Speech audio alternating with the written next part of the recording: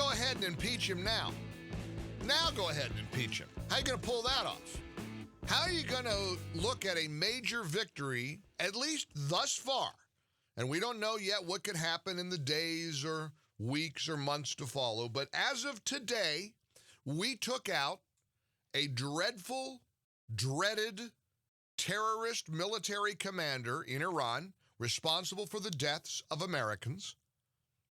And their response was to fire some missiles at military bases where American personnel were housed, and it didn't reach anybody and didn't hurt anybody.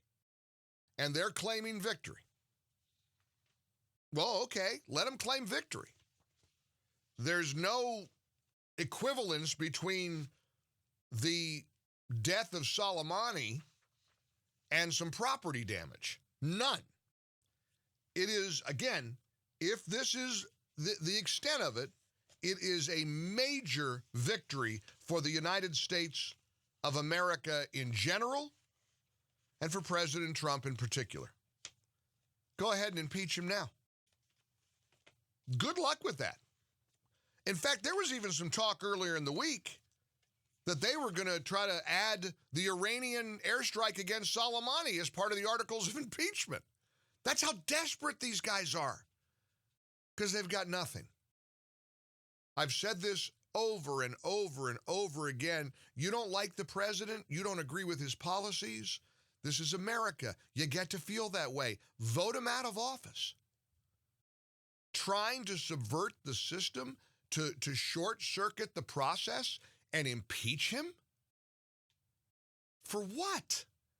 Doesn't the Ukrainian conversation now seem like such a nothing burger? First of all, let's give thanks, because there were lots of prayers going up last night that there wasn't a single person harmed by the Iranian missile attacks. And that was the concern. When I started seeing that video on TV, I was watching and I thought, oh no, please, dear God, don't let any American, don't let anybody on the ground, any civilian, don't let anybody be hurt. Incidentally, that was the beauty of the strike on Soleimani. The reason the window of opportunity was so good, he was not in a crowd of people like he often is, where innocent civilians very likely would have been killed along with him. He was in a relatively isolated convoy of vehicles at the Baghdad airport, and they had that window of opportunity. It's like, we can get him now, and we're not going to hurt anybody or kill any. There won't be any collateral damage, as they call it in the military. Again, this is just a smashing success for the president in a major way. And incidentally, I'm back to whether you like him, whether you don't like him. You have the right to support or not support your president. I think in a time of war, you ought to support your president.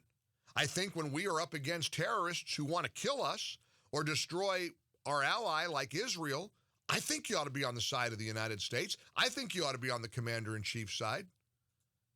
You may not like a quarterback on a football team, to use a sports analogy, but if you like the team, I don't think you root against the team because you don't like the personality of the quarterback. You want your team to win. If you're an American, you should want Team USA to win. It's not hard. This is not complicated. Ryan Morrow was on Fox News, talked about what a smashing success this has been for President Trump. Cut number 9, courtesy of Fox News and Grabian. I would say that our strategy is working far better than any of us reasonably expected. The Iranian retaliation is the bare minimum that we could ever dream of in this situation. So it's clear that the regime said, well, we feel like we have to retaliate in order to save face, but what's the bare minimum we can do? And as a result, there's no American or reportedly even Iraqi casualties. And so this is really just a way of saving face. And both sides have an opportunity now to declare victory and de-escalate. So this is a smashing success for the president. And this national security analyst, Ryan Morrow, nailed it. Not only no Iraqis killed, no Americans killed, the bad guys were taken out. Iran strutted around a little bit, said, we're saving face here. We got you back. And even in the tweet from the Iranian government official last night, this is concluded. Now, again, we shall see. Nothing's over till it's over. But as of today, a gigantic win for the United States of America. I'm serious. I'm not asking this rhetorically. How do they impeach him now? How do they proceed with articles of impeachment? Pelosi's sitting on them. She's now set a record for the longest withholding of articles of impeachment from the Senate in the history of the country. She's clearly reluctant to get the process going. Trump seems to be ready. Lawyers are ready. Let's go. Go ahead and let's get it to the Senate, and let's have a trial, and let's have a vote, and let's get it over with. How do they proceed now? Let's presume the conflict with Iran ends like this now. Like what we have up to now is the end. For now. For 2020, let's say. How do they impeach him? I'm serious, and I'm especially if you want him impeached. I promise I won't yell at you. We don't have to make it ugly. If you're not a supporter of President Trump, make the case that you think impeachment can smoothly proceed after what just happened with Iran.